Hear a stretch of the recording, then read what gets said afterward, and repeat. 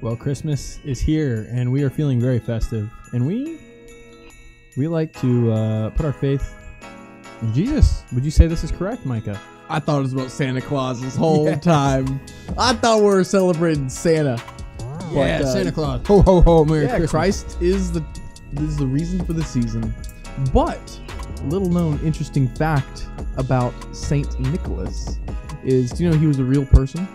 And on top of him being a real person this actually might have to do a little bit about Epstein's client list coming out. But Saint Nicholas was actually is one of the patron saints of so many different things. But there was once a man who was about to sell off all 3 of his daughters into sex slavery. Do you know what Saint Nicholas did? He threw a bag of coins into the guy's house to save the first daughter. And the next night, he threw another bag of gold coins the second night to save the second daughter. And the third night, he threw another bag in, and the father, being so grateful for not having to sell his daughters into sex slavery, thanked him for it and stayed up that night and actually found out who was saving him from having to sell his daughters into sex slavery. So the actual story behind Saint Nicholas is that, or Saint Nikolai, he was a Greek bishop, is that he was working for Christ and he was helping to save people from sex slavery. So I do like a little bit of Santa Claus out there every now and then, but Jesus is still the reason why Santa Claus exists. Jesus is king. And man, that was a great history lesson, Micah. I know. That wasn't even on the docket. It wasn't even on the docket, but I just really like Christmas, so, I'm feeling festive. Well, everyone floats the rumor around that Christmas is a pagan holiday. What do you think about this? Okay, so the whole idea behind that is people say, oh, it was winter solstice that everyone's celebrating. And winter solstice was a pagan holiday that the Catholic Church ended up co-opting so that people would, not perform pagan rituals. And Christmas was even outlawed in America for a certain amount of time because, and here's the thing. Whether Christmas was or wasn't a pagan holiday, it is no longer that. So there's a passage from the Bible which God says, do not make unclean what I have cleansed. And I'm going to use that with Christmas. So people are going to go out and say, hey, do you know the Christmas tree? Yeah, it's used to worship the devil. And you kind of go like, oh my gosh, maybe I shouldn't celebrate Christmas because Christmas is of the devil. Nonsense. That's 100% bullshit. What it really is the church has sanctified, Christ has sanctified a certain day, taken it back from the devil, because the devil doesn't get winter solstice. What instead we get is Christmas. Maybe Jesus was born in September, and that's what all people knew. He's actually born in September. 9/11.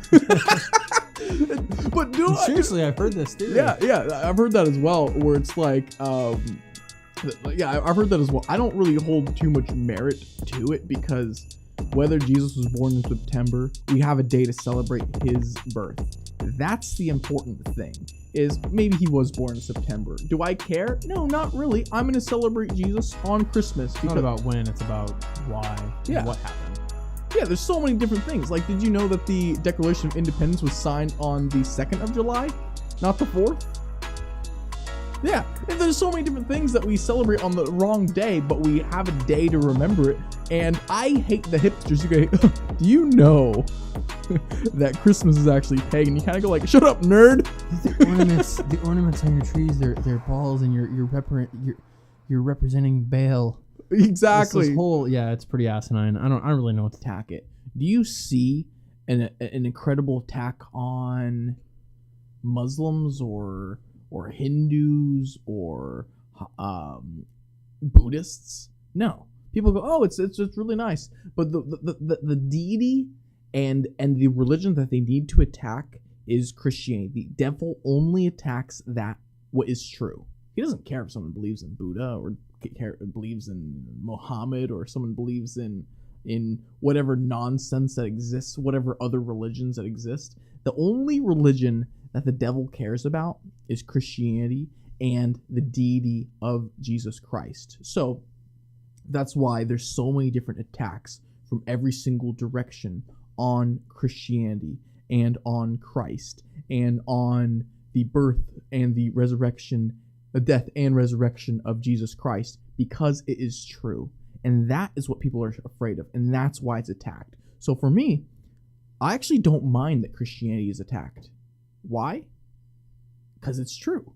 And because it's true, it needs to be attacked by the devil. That's the way we can tell, and that's the way that we know. People oftentimes say, hey, I know that God is real because evil is real. And if evil is real, then God is real. I'm going to use that same exact example. The reason why I know Christianity is real is because it's the only religion that the devil has to attack. Because it's the only real one. Christ is above all things. God sits above all. So, yeah, maybe there is some merit to different things, but it's still deception because Christ is above all. Everything else, nonsense. Let them believe in whatever fairy tales they want to, but Jesus is still king. So you're telling me Santa Claus isn't king?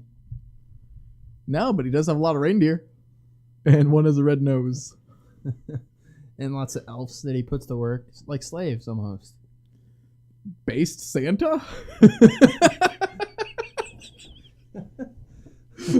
Santa's definitely not an abolitionist. Santa's like out there going like, okay, make my toys, you elves. Santa's got a antebellum accent. He's pushing this type of stuff onto his slaves. I mean his elves. At least he's providing value to these elves. Exactly. Well, here's the thing. Santa Claus is actually the epitome of Austrian economics. Well, do you want to know why? Because Santa knows that production is the only measure of economic growth. Ergo, Santa is a economic genius. Austrian economics reigns, Santa Claus knows it. And so that's one of the reasons why we celebrate Christmas, because Santa Claus is a champion of Austrian economics. Who better to say it than Micah himself? Preaching to the choir. Well, glad to get your take on that and to see that Christmas has become very corporate in America. And, in order to be a Christian, put more faith and understanding in the story of Jesus. It's very bold. But the first thing I want to get into today is a great video by Vivek Ramaswamy.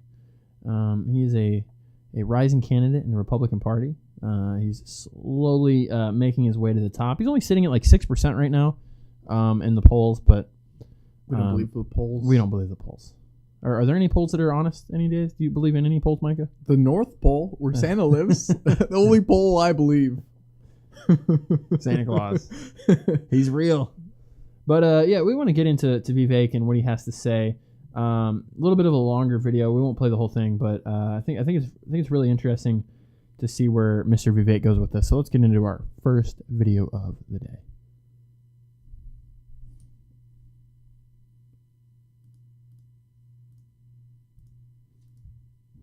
I'm going to sit across the table from Xi Jinping. Give me the hard questions. LGBTQ. What's up? You heard me. I actually didn't. LGBTQ. Yep, what about it? Yeah, you just said there was nothing about transgender. Yeah, so how about this? I give you the mic, and we hear what you have to say. And then I'm going to answer you, and you'll hear what I have to say, what everybody else here has to say. Does that sound like a good deal? I don't need the mic. Yeah. I can speak louder. Well, stand up. Tell me your name and state your question. My name's Alexis Case, and I grew up here. Okay. In this town. LGBTQ is a serious situation in this world today. There are children that get bullied because they are gay. Then don't be gay. They are lesbian. They are transgender. Exactly. Yeah, that's a way to stop getting bullied. Okay. You're welcome to have it if you want. You get to ask your question, but after that, you're going to hear me give my answer. So I'll let you finish. What is your stance on LGBTQ? Good. Thank you for your question. I'm going to answer it. I'm going to go into a level of depth that I don't usually go into on a campaign trail, but I'm going to do it because you asked the question. You deserve an answer. Well, no. We're going to finish this. This is good. We have to have open conversation in this country. But I don't.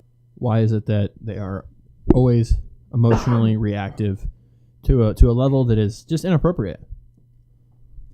That's one of the things that is interesting. Is if you if you listen to what he says, he is taking a pure logical approach, and she has an emotional reaction to logic, which is, I think, is almost indicative across the board of different people.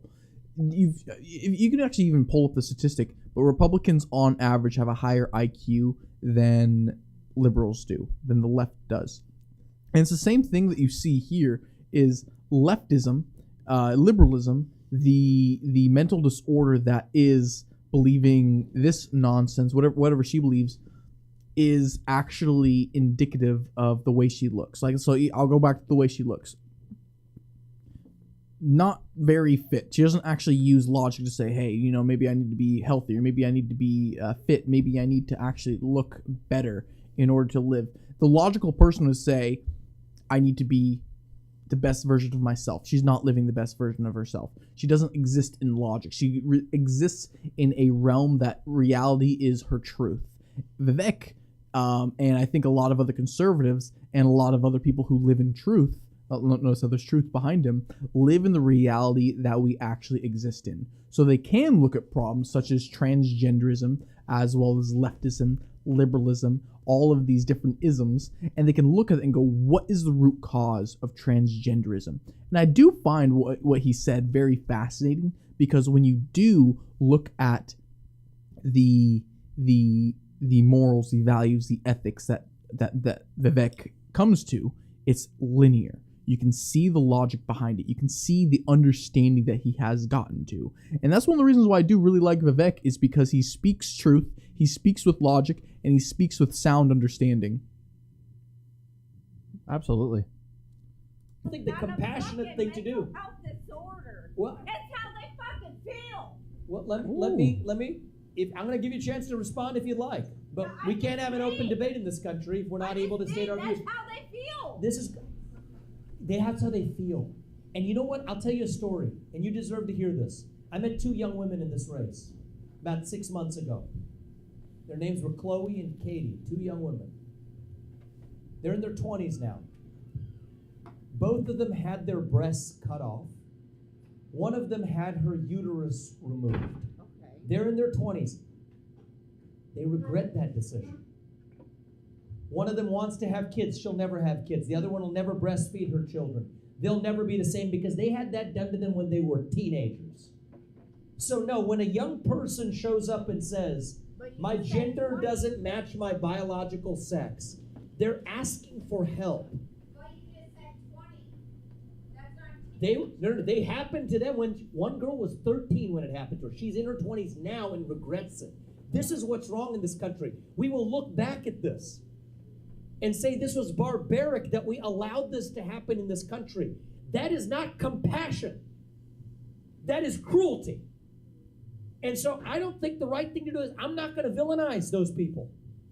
You don't villainize people who are going through suffering, but you have to be willing to say when a kid shows. So is this just the fad, or are we going to look back on this? Or are we gonna be like, this was a barbaric act, this was a terrible thing that we did, it was a very inappropriate fad that the young people and certain people took a part of?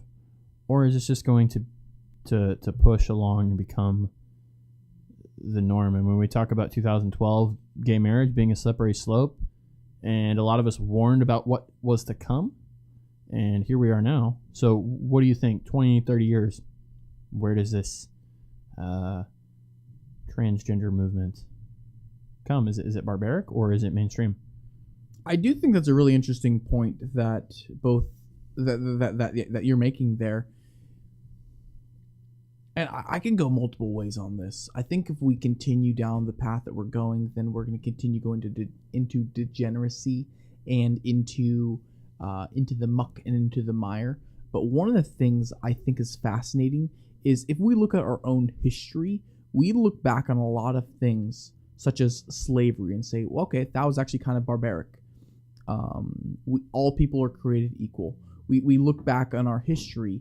We look back at we look back at a lot of things and go like, okay, we learned from our history, we learned from our past, and I hear this argument oftentimes, and I'm going to repeat this argument for transgenderism, but this gets oftentimes brought up in a lot of circles who are pro-life, is people say, in the same way that we look at slavery in the 18 and 1700s, we're going to look back on abortion the same way.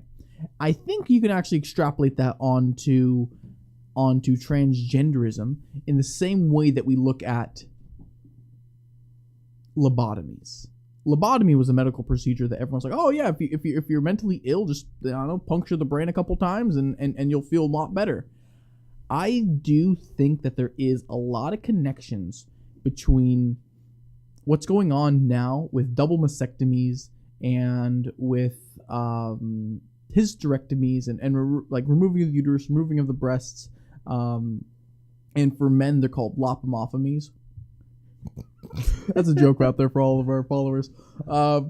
It's not called that, but not yet. Anyways, not yet. But I don't want it lopped off.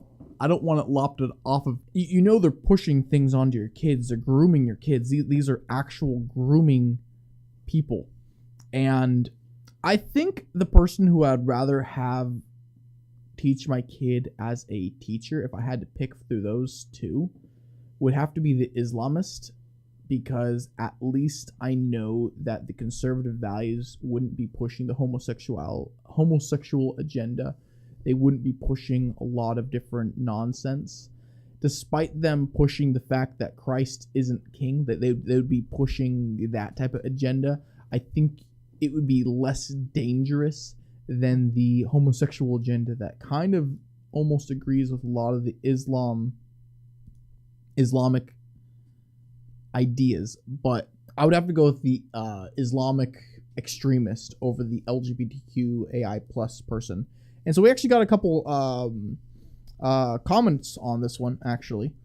And so we've got Zig Bob. He said, "Hi, boys. Muslim radical would be in ale. I think that might have meant to be, say, jail. That's not tough. They can't tolerate Christianity." So that's the thing, is like they both can't tolerate Christianity. The LGBTQAI plus people, they can't tolerate Christianity, and the same thing with Muslims, they also can't tolerate Christianity. So that's why it's a tough question. That's why it's so difficult. You're choosing between cutting off your legs or cutting off your arms. Both are a bad outcome, because you know that they're trying to indoctrinate your children, and they're going to be pushing them and pulling them away from Christ in every single way. So that's why it's so difficult. And it's like, my whole extrapolation of the question is, what would be easier to pull them out of? Would it be easier to pull them out of a homosexuality and gender confusion, or is it easier to pull someone out of Muslim? Is it easier to pull them out of being a Muslim? I think it'd be easier to pull them out of the man-made religion of LGBTQ plus, because it seems that, like, I don't know much about Islam, but it seems that it's more driven by God, and we know that through Christianity, God can't be, the laws of God can't be changed. So I think it's maybe easier to change someone that has been indoctrinated by man. But I don't know. It's just it's a thought-provoking question to maybe get the leftists to think about it, and really just creating a thought-provoking discussion about it. I think I'd have to take the radical Islam. I don't know why, but so I'm just feeling it. Our official answer at Base Boys Media is we'd rather have Islam over the homosexual agenda. At least they're not gay. At least they can procreate. Exactly. At least they can procreate. Okay, let's get back in a little bit of that video. Yeah, so actually we'll move right along. If you guys want to check out the entire video, you can find it at Vivek Ramaswamy. He is popping on Twitter, and he has lots of great clips. Highly recommend you check him out. But we're getting this next clip, man. So this is pretty crazy to me. This is, so I probably couldn't vote for Trump if this was the case. So this is circulating around that Trump is asking allies about the possibility of a Nikki Haley for vice president. If there's one thing that could turn me off from voting for Donald Trump, this would be the issue. Nikki Haley. Warmongering. She wants war. She has Boeing contracts. What else does she have? She has a deep love for Israel.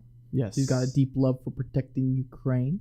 She's got a deep love for money and for now Citadel's money. Mm-hmm. And so I would welcome her with open arms because I know that America would be going to war with every single country. And, we just don't have enough war in America. That's my one complaint about America now is that we aren't bankrupting ourselves enough with the endless wars in Iraq, Iran. Well, we haven't gotten to war with Iran yet, but they're trying to. The Middle Eastern war is just starting enough. We need more.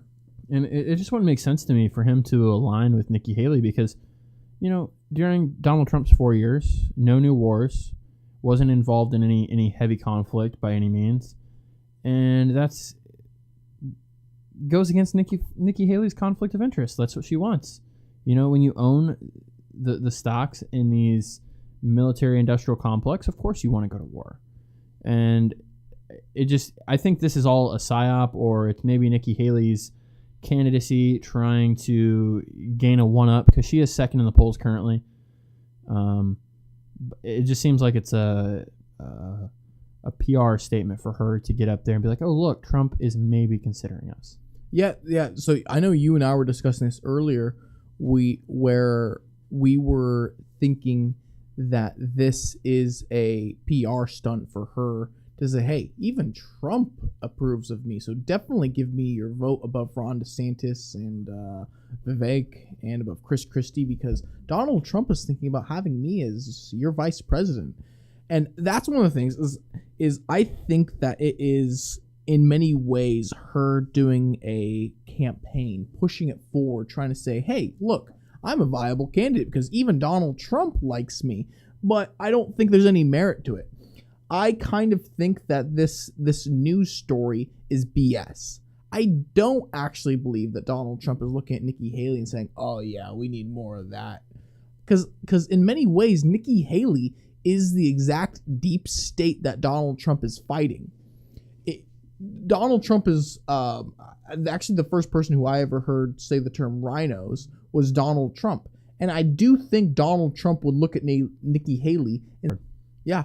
And so then I think a guy that Donald Trump would like to pick, I am actually so disappointed with Ron DeSantis because he was basically the chosen one. He was going to be the VP. Like, that was his role. He was so ready for 2028. Everyone is saying, oh my gosh, he's going to make an amazing president. And then he blew it. So his charisma also sucked. Listen here, bucko. That was bad. But that's one thing I'm super disappointed in.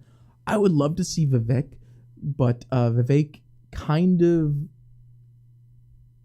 I don't think Donald Trump's going to pick Vivek because Vivek is a little bit too out there in many terms. Because Donald Trump, I think, is going to pick someone that's going to appeal to the middle. Donald Trump's going to pick someone like Carrie Lake where he can get the woman vote, where he can get the minority vote, where he can get different votes that he doesn't get already.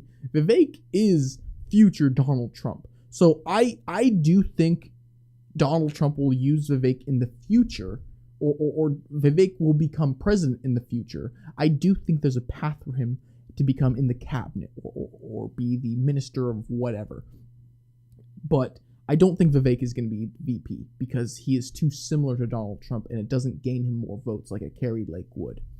Because I do think that suburban white women are going to love Carrie Lake, and they do love Carrie Lake because she's an amazing suburban white woman. In reality, I do think that there is certain people. I don't want to see Pence again. Pence is done. I don't want to see anyone who's a neocon. I don't want to see a McCarthy. I think that if I was Tucker Carlson.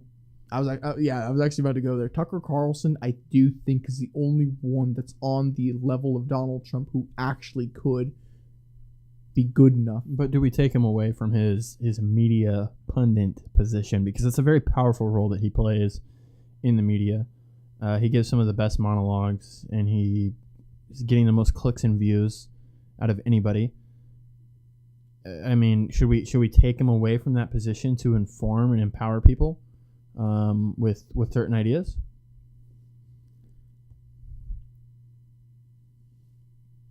FDR used to have the radio side chats.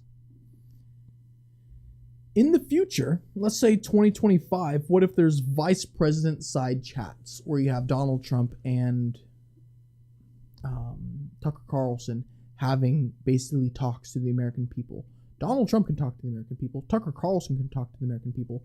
What would we have when we had those two connected? We actually just got a comment about how, no, it's not going to be Tucker. I'd love to hear your idea about, or the comment that said, why won't it be Tucker? What is your idea about why it won't be Tucker?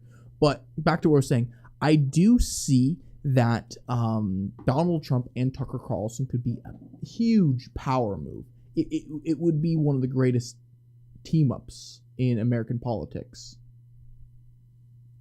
Part of the reason why is because they can speak to the American people and they can reach the American people. Donald Trump is a populist. Tucker Carlson is also a populist. Tucker Carlson speaks to the heart of Americans, and Donald Trump understands the heart of Americans. So getting those two connected is necessary. You mentioned fireside chats, and I think that's something that would be very powerful for a president that maybe Donald Trump should do in 2024, or Vivek, or whoever's running. I think it's super important to be able to get out the political discourse and talk about what's actually going on in the world, because there's so much closed conversation that goes on inside of DC, and anything that goes on inside of DC, it's just so closed off from the American people, and we don't really understand what's going on. So having an open conversation like we're doing now, I think, is super powerful and really important to get out the discourse and the particular information. So I want to go to this comment here. Trump may be the last president. That's very interesting. I mean, we are at a true turning point where Donald Trump is under attack like nobody's business. And I think that could be a very viable thing, where we see our democracy and our Carlson, or I mean, really Tucker Carlson's the hot pick right now in conservative talk, in conservative media. But yeah, I do like Carrie Lake and her ability to combat the media. And how much she's been censored by the media and how much she's been attacked by the media. I think it'd be a great position for Carrie Lake and herself. And what better way? You can take a little bit of affirmative action on your side. Hire a woman to do it. She's a woman. Let's hire her because she's a woman. Yeah, but I think one of the best things about Carrie Lake is, even if she wasn't a woman, I would still vote for her. Like, of course I wouldn't vote for her because she's a woman. You know, of course I don't vote for women. But but one of the reasons why I like Carrie Lake is, if she was a woman, if she was a man, if she was anything, I would still vote for her because I love her policies. I love what she stands for. I love what she was trying to do. And I think that separates her from the panderverse. You know, Donald Trump wouldn't be pandering if he chose Carrie Lake. Why? Because Carrie Lake isn't a pander choice, because America loves her. Her policies are great. She stands alone amongst a sea of candidates who suck, and she's better than most political candidates. Could you imagine if Donald Trump picked McCarthy? It'd be the worst decision ever. But I would pick Carrie Lake over McCarthy every single day of every single year. I would always pick Carrie Lake. Not because she's a woman and because, he's going to get the white middle class vote. This is a good choice. Or, hey, I'm going to pick, I don't know. I'm going to pick Ben Carson because I can get the black vote. Donald Trump wouldn't do that. Donald Trump's going to be picking the best person for the job. Hire for merit, not, diversity. Hire for merit. Yeah, That's what it's all about. and my comment with Ben Carson isn't to disparage him in any way, because he is a phenomenal person. I love Ben Carson every But single. he's kind of boring. He is a bit boring, Let's be honest. but at the same time, Ben Carson does serve an amazing role of being an intellectual. He Yes. is very smart. What he did with HUD was phenomenal. He changed the game with low-income housing. He was able to do so many things that many other politicians didn't get passed through. So, I'm going to throw another hat into the ring. I'm going to throw Ben Carson into there. I know it's a little bit out of left field, but I think that he actually, if with the right backing and with the right media behind him, he can become like the political candidate that people support. Well, no matter who it is, they're going to be under attack because they're likely going to be, not likely, they will be a Christian, they will be a right-wing conservative, someone that believes in American ideology, someone that believes in the Constitution, and they're going to be attacked. And that kind of leads me into my next thing, is we see the rise in disdain from the main institution of Christianity and the pull away from that.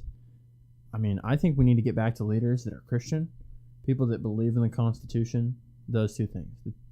The two important C's, the Constitution and Christianity. I believe those frameworks are bar none the best when it comes to running a country. Our Constitution is supposed to serve your life, liberty, and the pursuit of happiness. And answer me this, Micah. What does Christianity serve for us? How does it help us? Yeah, that is a good question. I have to think about that for a second. Christianity is what free thought is based on. So in many ways, the Constitution is a reflection of the Bible because the Bible inspired the Constitution. Not only did Christianity inspire the abolitionists to say that all people are free and all people are equal, it also inspired so many other aspects of our culture. The aspect of innocent until proven guilty. Benjamin Franklin, he quoted or basically paraphrased the Bible when he said it's better to let one man who is guilty be free than imprison a whole bunch of other people. That is a biblical principle. It's said in the Bible. I think it's 1 man free for 10. Benjamin Franklin said 100, or it might have been vice versa. I'm not. Don't quote me on that one. But I know Benjamin Franklin quoted the Bible when he said that. In many different ways, the Bible is the framework in which we are based off of. So the reason why it's a hard question is because through Christ, through the Bible, and through Christianity, we do have the foundations of Western Christian thought. That is where everything comes from. And I'm not advocating for a theocracy. What I'm advocating is for Christ to be at the center of our government. Because through Christ, through the Bible, corruption, the people, and he's been speaks out for the black man heavily, but with this he's speaking up for the Americans. We need to rise up against the people that take away our liberties as we the people. And I would have never thought Louis Farrakhan would speak in that vein, because I've heard him speak before and it's never gone like this. It is different, because I remember when the Reverend, as a lot of people call him, came out in support of Obama. And what did Obama do? He basically was a failure as a president. And I do think it's interesting that Reverend Farrakhan is in support of Donald Trump, because you and I were actually discussing this a couple of days ago.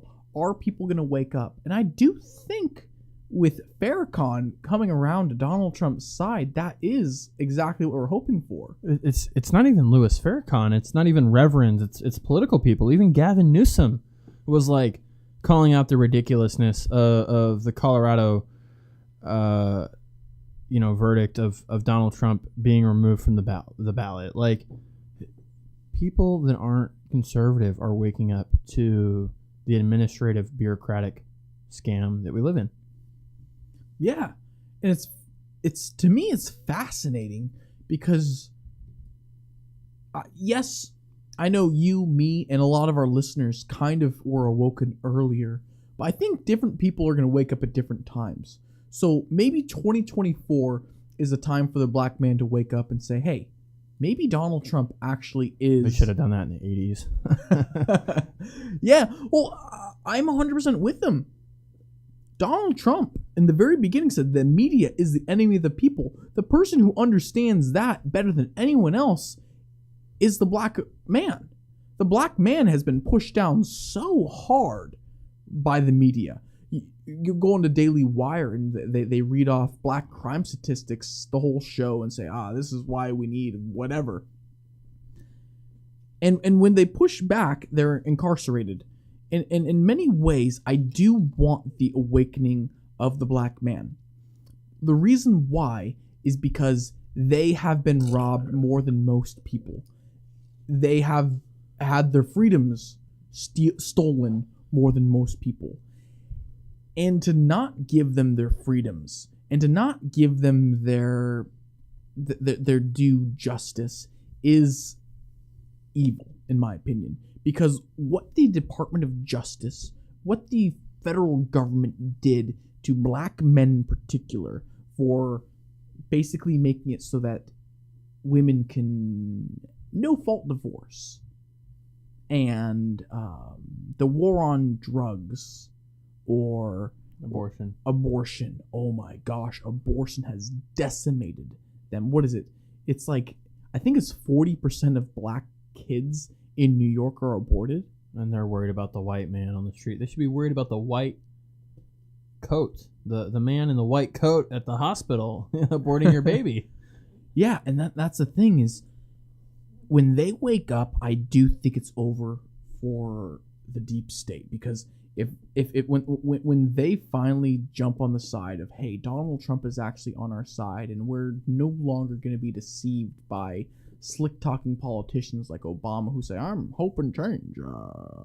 I'm here to my fellow Americans.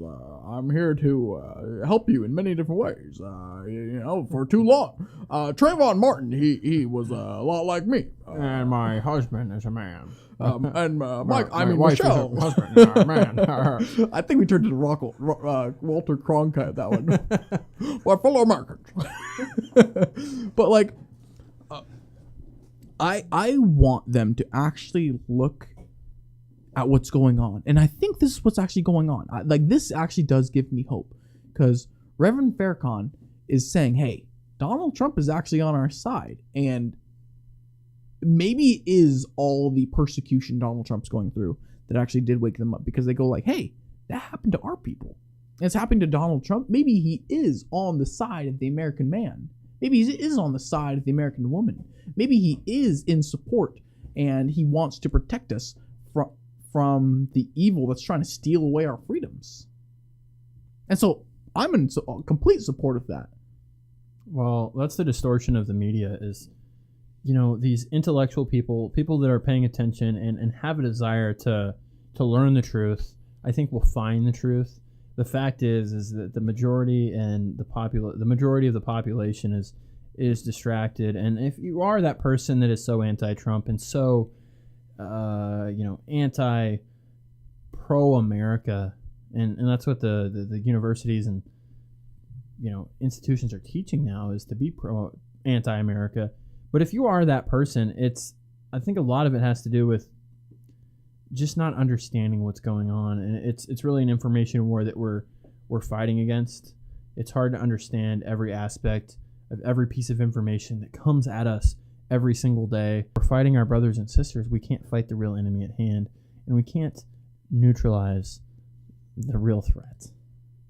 Yeah, and the real threat's out there. The real threat is definitely the biggest problem that we have, and so we need to have unity as Americans. We need to look past the black and white. We need to look past all the divides that we have as Americans and realize that Americans are the answer.